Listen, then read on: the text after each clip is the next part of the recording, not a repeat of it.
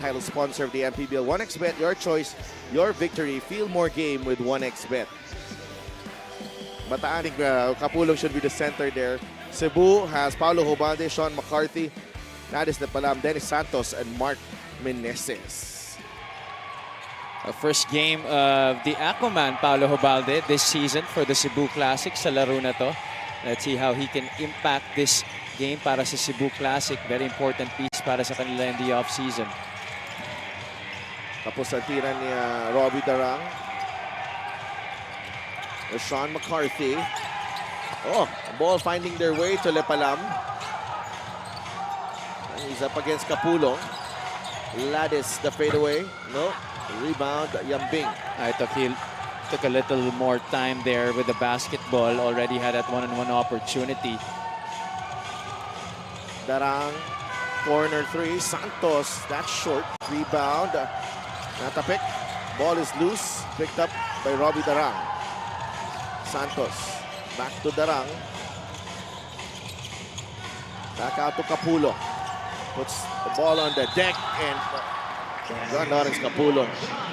Oh, we didn't see that much last year galing kay John Lawrence Kapulong. You expect him to attack from the post area, but this one he attacks from the outside, puts the ball on the deck, and finishes through the contact. You know,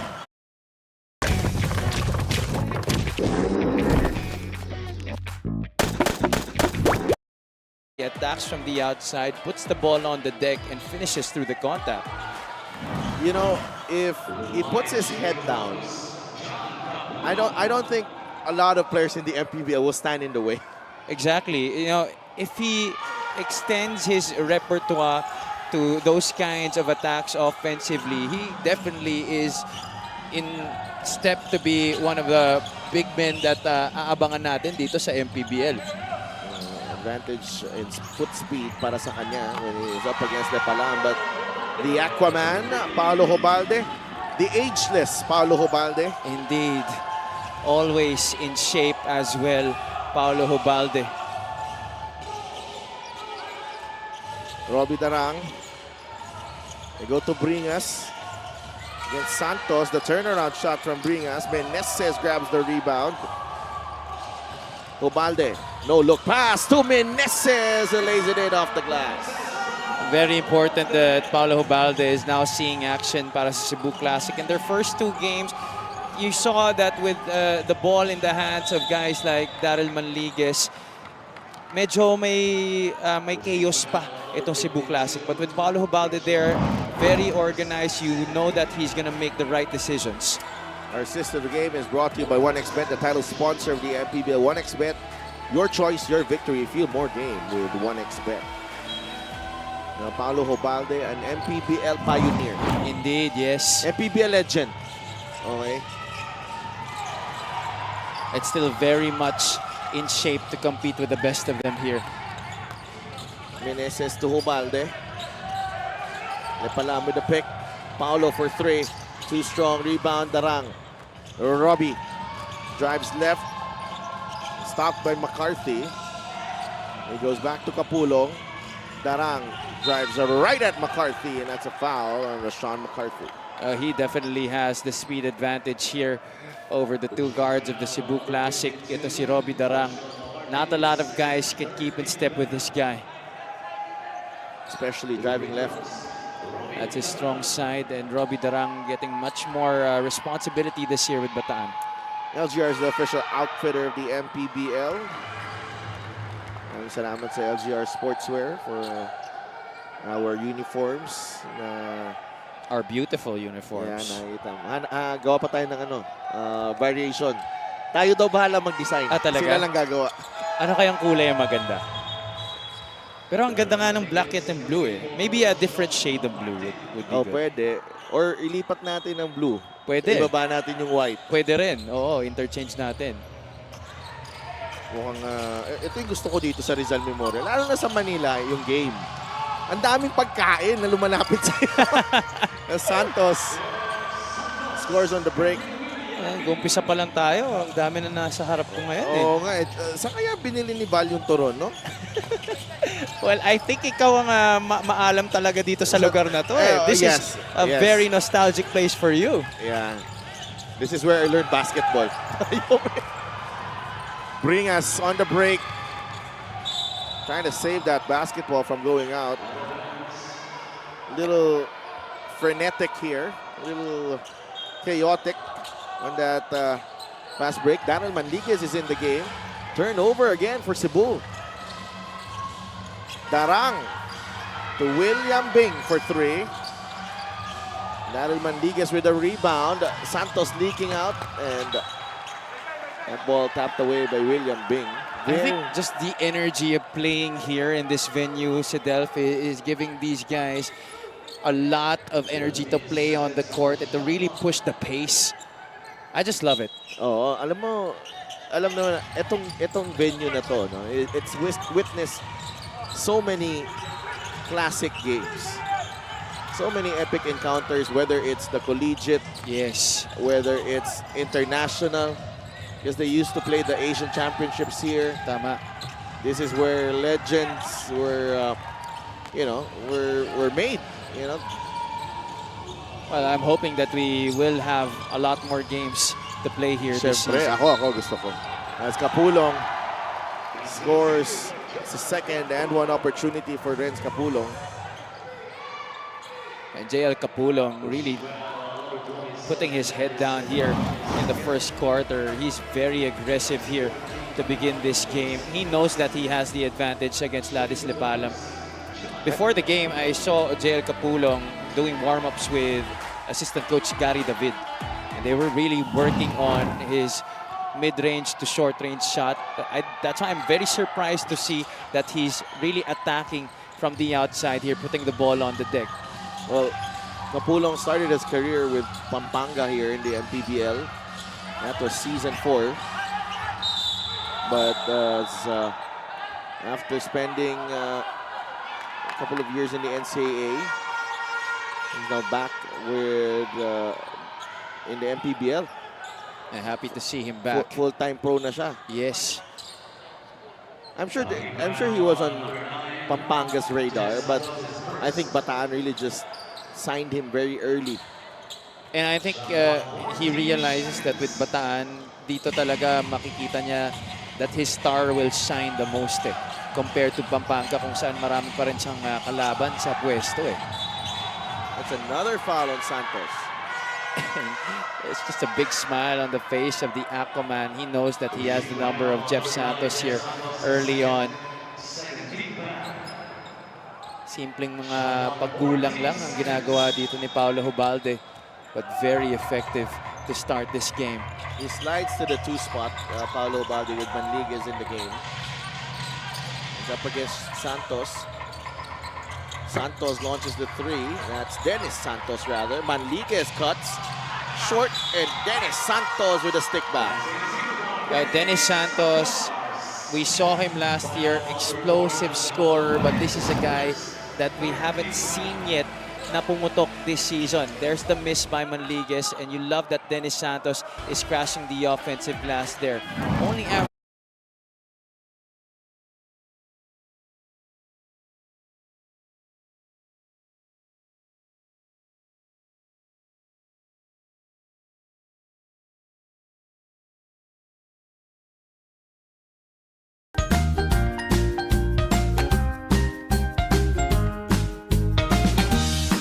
offensive glass there. Only averaging a point in the last 2 games for the Cebu Classic to begin this season. So you hope that this could be his breakout performance para sa Cebu. Naghihintay ka na makabutas na si Dennis Santos Mismo. para may options, more options for Cebu. Kasi itong team ng Cebu, I mean, they may not have the biggest names, but this is a very experienced squad. I think with more games, they will, I think they're going to be very, very strong. I agree. Yeah, I think... especially with the South, na medyo bukas ang South Division. Mismo. At saka inside. kasi konting mga araw pa lang sila nakakapag-ensayo before the season. That's why I think chemistry issues pa rin talaga. Cebu still down 7-8. Robbie Darang. And then Sazon is in the game. Sazon pulls up the jumper. No good. Rebound, Meneses. Stepped on the line under pressure from William Bing.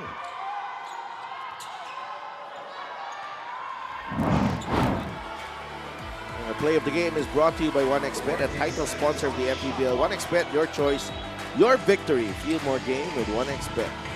Talaga mas mapapadali ang buhay mo. Ang point guard mo ay si Paulo Valdez. Ladis Lepalam should take advantage of this opportunity. Well, the two teams running at every opportunity, really.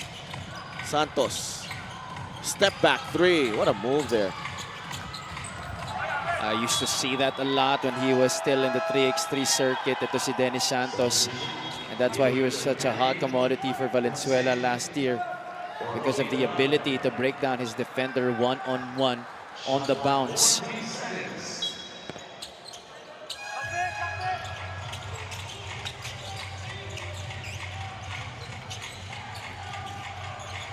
Paulo Hubalde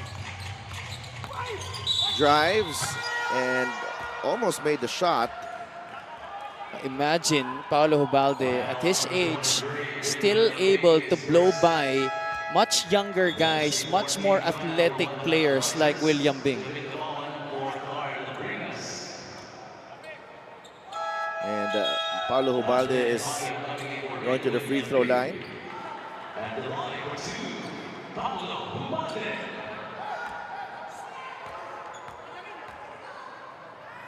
This is the bench unit now on the floor para sa Bataan Risers. This 5 on the floor has the potential to be one of their finishing units this season. Kani at the point, Sazon at the 2, and then you have Kapulong and Gabawan together with Dante Pagio in the front line. Kani goes to Kapulong. Jamil Gabawan, Dante Pagio. Ives. Gabawan launches the 3. That's an air ball.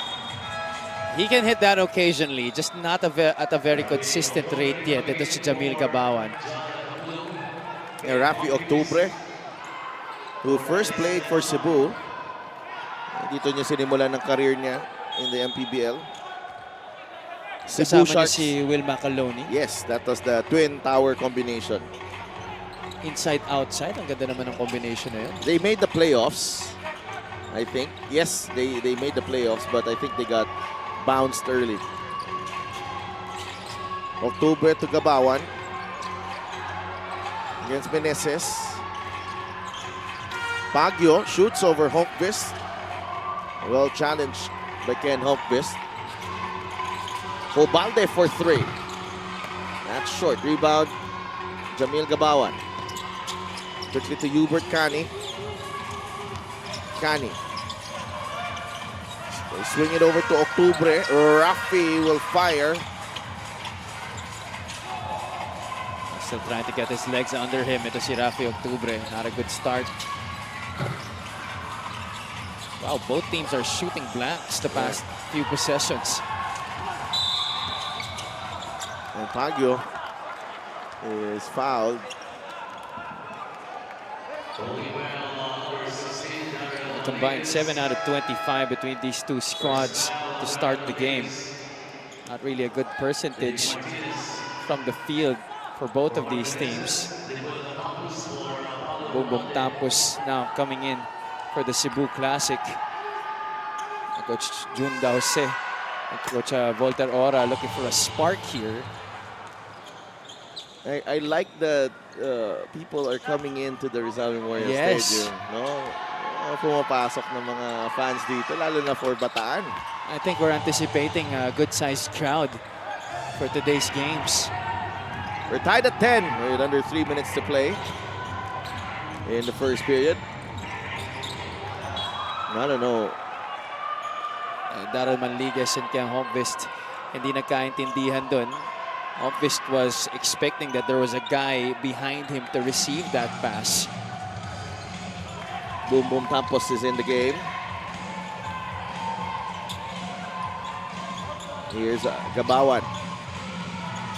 Ives Sazon. Sazon jumper. Yeah, don't go in. Rebound. Holmqvist. Manliguez traveled.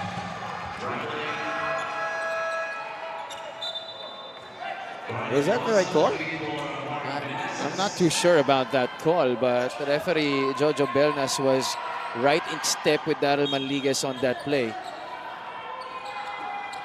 A costly turnover there para sa Cebu. Now Bataan has a chance to break this deadlock. Kani. Octubre. Rafi. Back out to Dante Baguio. That's off. Jamil Gabawan with a stick back. Curiously enough, with this kind of talent that you have offensively on the floor for Bataan, it's Dante Baguio and Jamil Gabawan trying to go for shots here for Bataan. Tampos to Martinez. Too strong on that one. Sazon grabs the rebound. Ives. Brian Mendoza is in the game as well. Hubert Cani, the extra pass to Baguio. Cani gets the three to drop. I believe that Hubert Cani is still one of the best point guards in terms of talent and experience here in this league. It's just a matter of him fitting into the right team. And I think this Bataan squad has a potential for him to be able to show the full extent of his talent. Holmqvist gets it to Tampos. Oh, anti-move from Air Boom Tampos. Exactly how he introduced himself to the league in that game against Caloocan. It was shots like this, Sedelf, leaning in, drawing contact, and finishing with that kind of hang time. Air Boom. Hoy! Anong ginagawa mo? Diyos ko po, baliw ka ba? Meron pa bang gumagamit ng GP Pay na tablet ngayon? Hoy, halika dito! Tampos already making a name for himself in the Panalay circuit in Mindanao. He's been may nakakuha to ng offers for college teams dito sa Manila. And yet he chose to play here for the Classic. No, just did not want to move. Okay, yeah. That's understandable. Actually, ang daming mga talent. Look at that. Look at that field.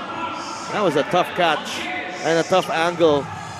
Those are the types of shots and catches that he's used to in the Panalay circuit, and that's why that's mincemeat para sa kanya.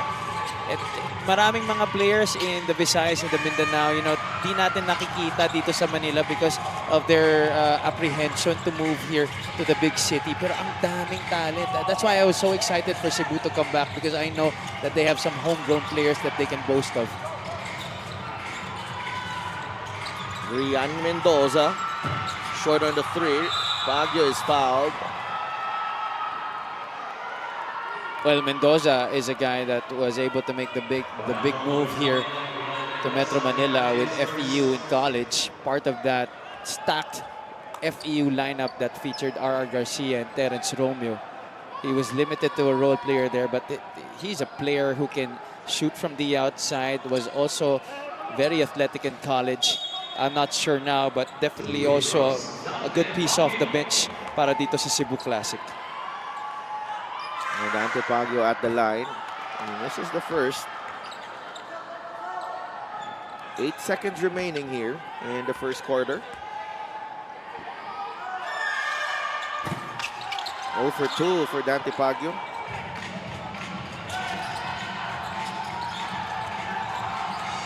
Almost a steal. Mendoza will run out of time. Ken Hopis was trying to be fancy with that pass. And that will do it for the first period. We're tied at 15. Cebu and Bataan fighting tooth and nail early on. Kapulong had a couple of strong drives to the basket. This could not complete the and one opportunity. Paulo Hubalde back in action.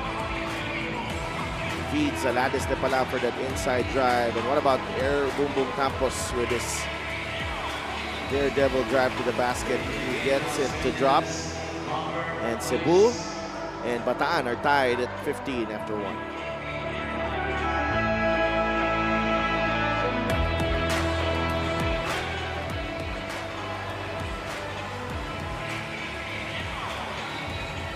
Welcome back to the Mpbl. Bataan and Cebu have shown grit and determination early this season, pushing their opponents to the limit last game. Pero sa dulo, kinakapos lang raw.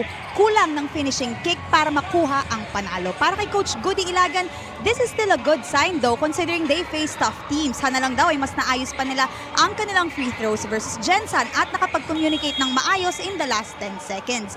Meanwhile, Cebu admits 3 linggo pa lang sila nag-i-ensayo ng kompleto. Marami pang kailangan ayusin sa gelling and familiarity. Quick update lang rin, Cebu homegrown Ivan Mecca is still nursing his sprained right wrist na nakuha niya nung first game. 70% okay na daw ito at hopefully makabalik na siya para sa Cebu next game. Si Delphin Javi. Thank you so much, Sid. And updates there from both camps. Free throws not helping Bataan. And alam natin, no? Lagi natin pinag-uusapan ng ring dun sa Bataan eh. Yeah, ang tigas ng ring doon. Kaya Walang awa eh, kaya kailangan saktong-sakto, swak na swak. nagagalingan talaga ako sa mga player na maganda ang shooting percentage pag Bataan game. Rafi Octubre misses as look at the field goal shooting, almost identical here. Yeah, 31% for Cebu, 26% para sa Bataan. Mitchell Maines banks it in.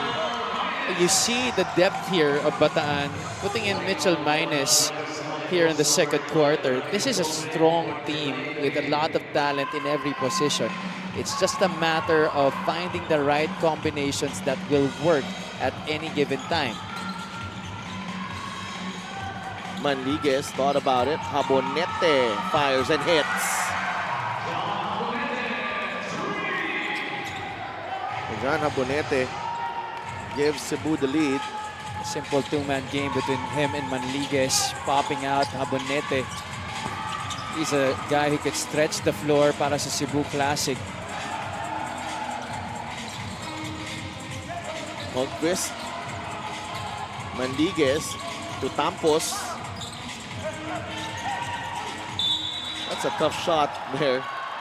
Na kumagat na si Sazon and really no choice but to throw it up. Nakakuha pa ng foul. I think that was a terrible foul by Ives Sazon. Here's the previous basket. Habonete knocking it down. Your three-point shot is brought to you by Extreme One Stop Shop Appliances.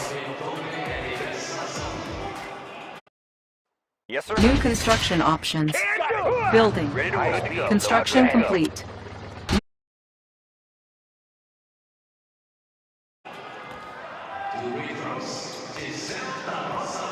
Giselle Tarosa actually got lucky that he is at the line right now for 2 shots. I think Cebu was better off setting up Habonete again, who was free top of the circle for another 3-point shot. Tarosa knocks down the free throws.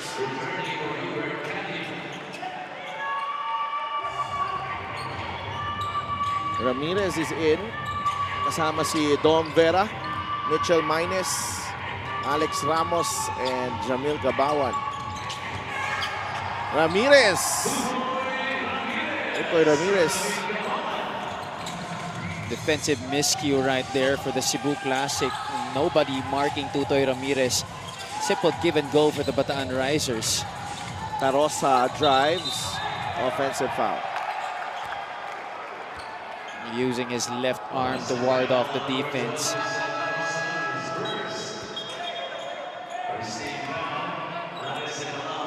(20-19).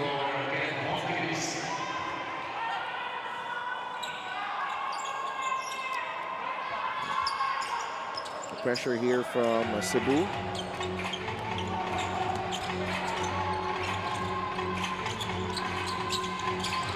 Oh, steal by Lepalam. He gets it back. Boom, boom. Oh, wow. That's a capable shot blocker in Alex Ramos there. 7 points para kay Boom Boom Tampos. Definitely the right decision for Ladis Lepalam to give it back to Tampos, who was the more athletic finisher. Although Lepalam is the taller player, Tampos definitely a guy who knows how to finish on the break. Our play of the game is brought to you by 1xBet, the title sponsor of the Mpbl. 1xBet, your choice, your victory. Feel more game with 1xBet. Tampos now with 7 points in this game, Sedelf. And he's really putting a lot of defensive pressure here on Tutoy Ramirez, making it hard for him to set it up. Gabawan, spin. Oh, that's a tough finish from the veteran. It looked like he was going nowhere there, but managed somehow to get it into the basket with that hook shot. Bangkale is in the game. No Shaq Imperial for this one. Correct, yes. Abonete missed the rim there. Minus. Good job there by Cebu getting back in transition, but they throw the ball away. Ayan ang isa sa mga bagay na kailangan pa rin i-improve ni Ladis Lepalam. Ang kanyang decision making, especially after the rebound. Who to get it to push to transition. Ramos misses the jumper. Tutoy Ramirez saves it only to a Cebu player. Bangkale to Boom Boom. He recovers. Tarosa now on to Habonete. Bangkale misses the three. Rebound, Dom Vera. Slips away from the D. Dom to Tutoy. He will wait. Gabawan drives. Ramos. Extra pass. Ooh. Oh. I thought he had a shot there. Dom Vera is a very capable outside shooter, but he decides to go for the higher percentage shot. Nice ball movement for the Bataan Risers there.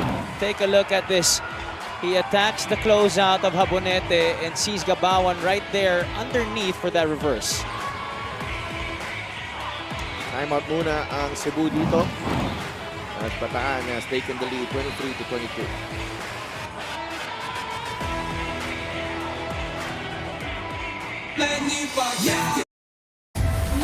May bago! Mas masarap! Milo! Try nyo!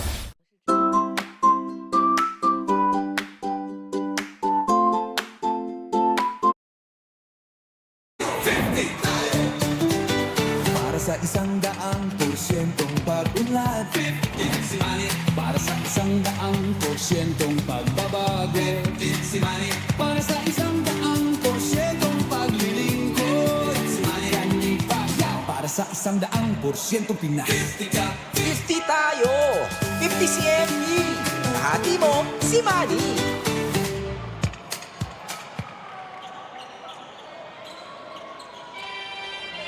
Back inside the Rizal Memorial Coliseum in the city of Manila. That's Chairman Richard Dicky Bachman, one of my favorite government officials.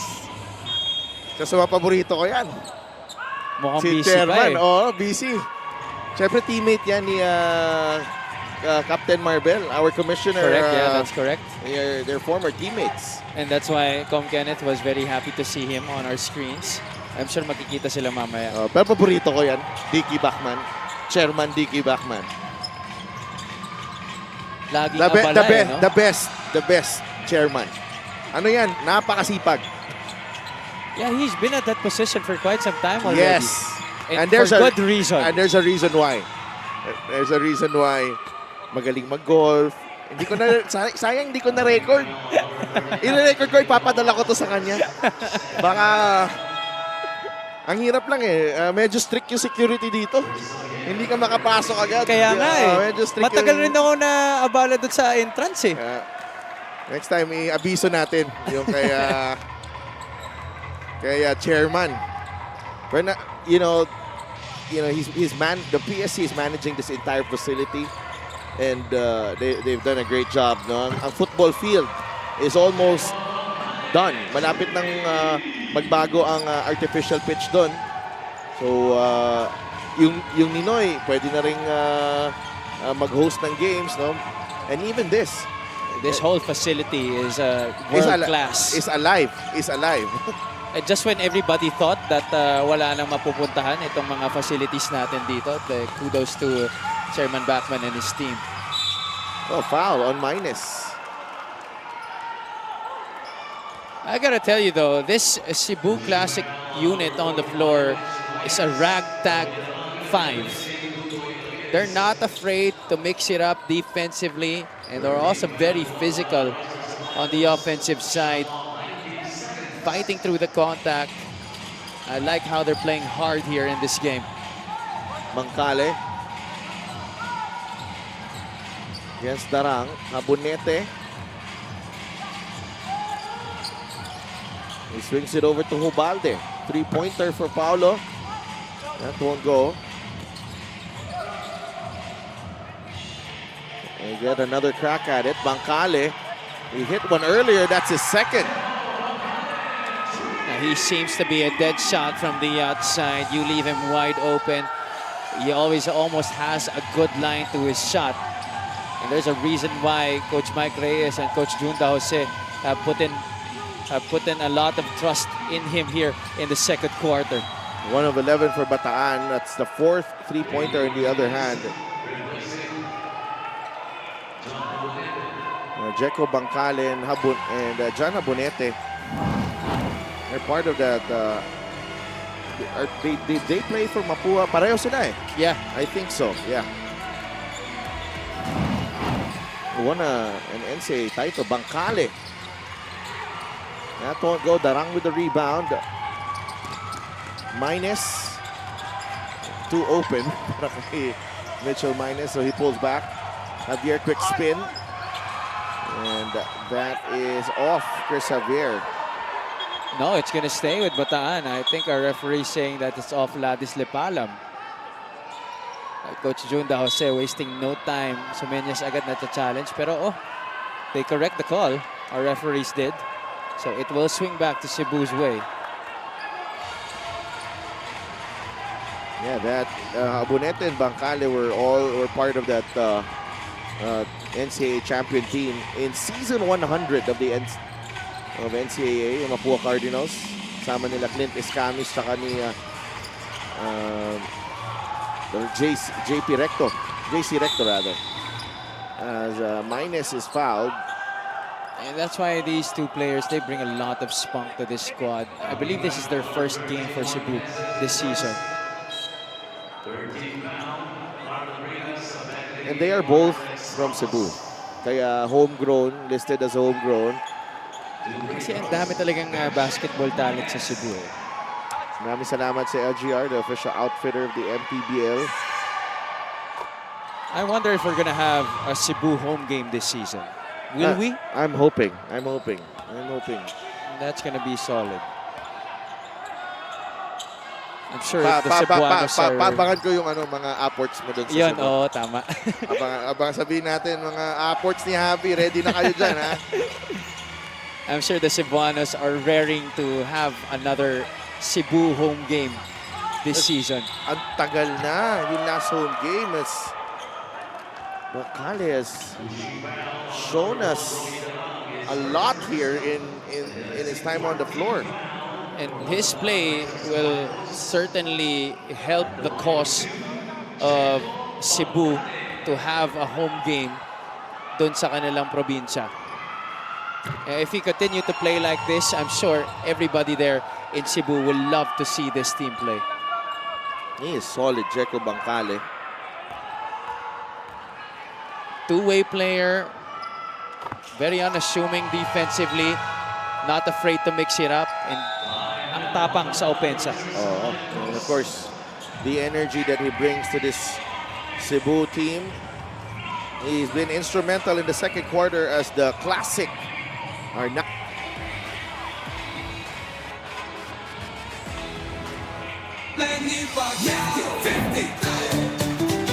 Para sa 100% pag-unlad, para sa 100% pagbabago, para sa 100%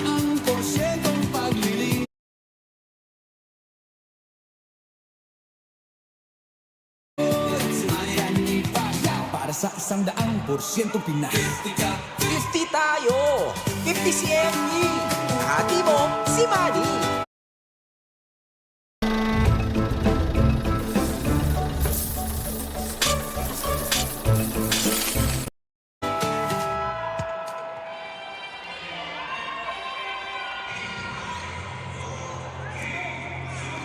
PSC Chairman Dicky Backman and the legend, the El Granada, Gary David, part of the Bataan coaching staff now. Counselor Gary David. And syempre kasama din natin Commissioner Ana Dorendes, our head of operations, and Emer Oreta. Long distance sabi ni. Ganyan sila ka-close. Oo. Sign language lang, nagkakaintindihan. Sabi niya, na. padalan mo ng ano. Pati ang panel? Ha? Nakikita ko? Pati ba kami? Paano kami? Parang si chairman dito lang kila Kom tumuturo. Akala ko kasama kami.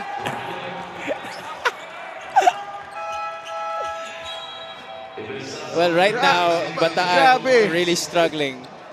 Grabe, may sinisenya si ano. Bawo, di daw ako kasama sa food. Grabe. So nice of you to host us here, Chairman Backman. 30-24. Manalo ka daw muna sa golf.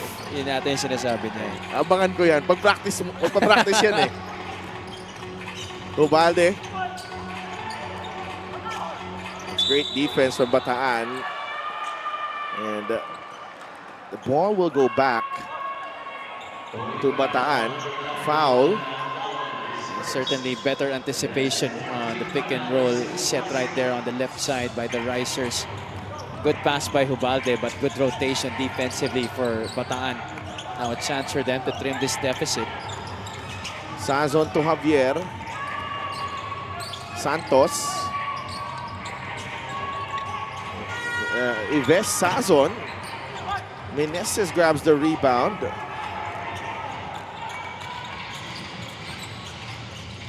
Jeco is fouled by Darang. Another smart play from Jeco.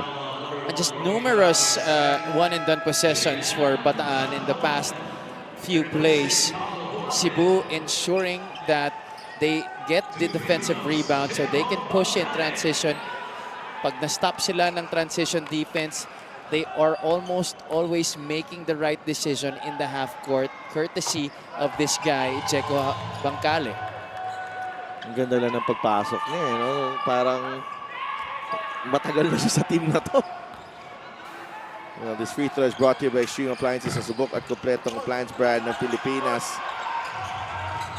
Javier restoring order there para sa Bataan. Jeff Santos. Carl Bringas with a pick for Jeff Santos. He sees a gap, and Martinez is there to protect the rim. Mark Meneses to Hamon.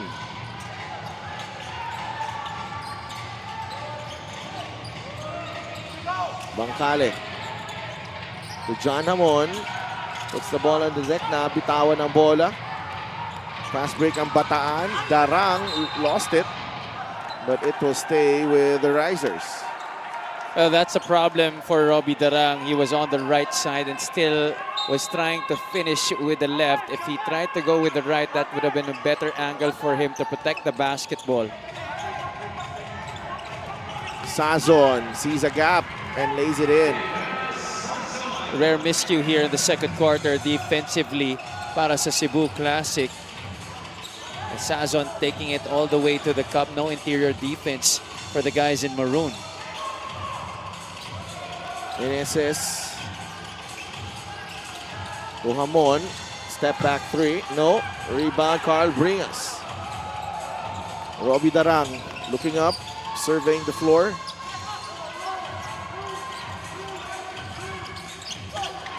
Ball poked away. And a foul on Adlawan.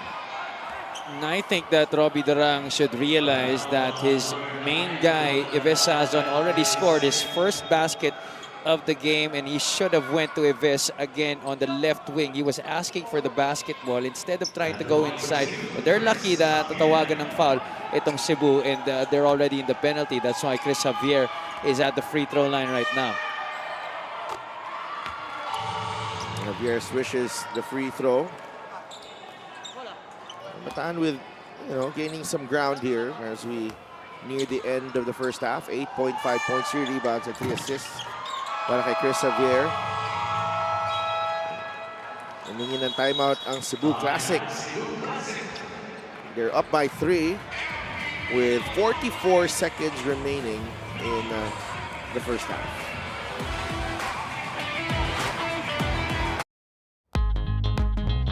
I like it. It's mine. The prices blow my mind.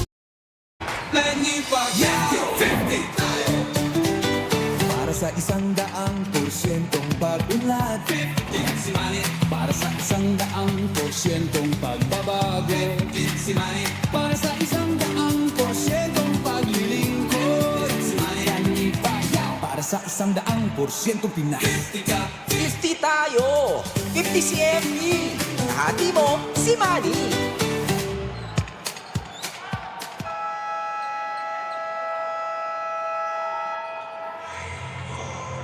Ito, Liga ng Bawat Pilipino. This is the Maharlika Pilipinas Basketball League Season 7.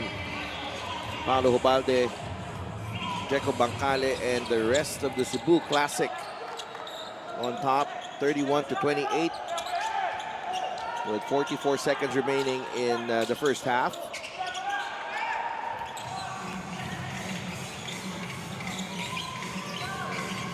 Cebu getting it across.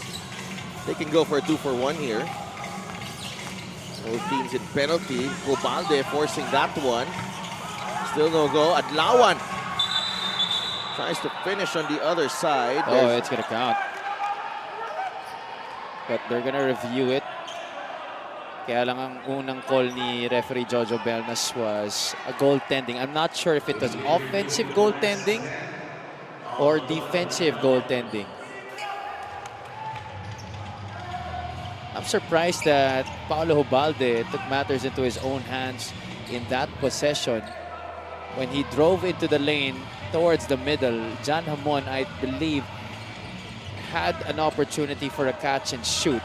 But Hubalde opted to go inside, forcing the issue, could not get it on the second serving. Now our referees reviewing what happened in that last play. So, bola mapupunta sa Cebu. Oh no, Bataan rather.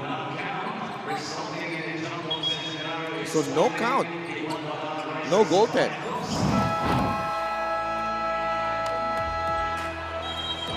Well, Kapulong definitely had his hands on the net. Yeah, but Bataan also asking for a timeout. 31-28. 26 seconds remaining in the first half.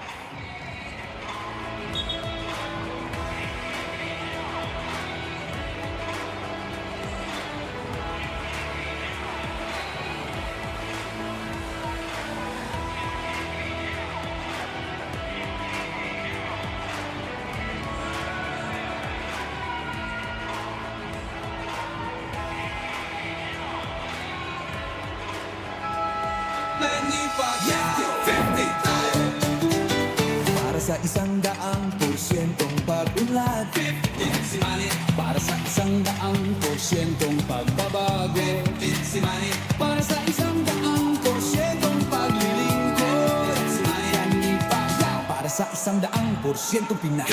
50 tayo, 50 si Emmy, hati mo si Manny. Nagbabalik ang Liga ng Bawat Pilipino dito sa Rizal Memorial Coliseum. Cebu Classic on top by 3 against the Bataan Risers. 26 seconds left in the first half. We go to Kapulong against Meneses. Carl Bringas wide open for 3. No. Jeco Bancale. Quickly to John Hamon. The ball fake. The hang time. No. Adlawan. No. Bringas with a rebound, but they will run out of time.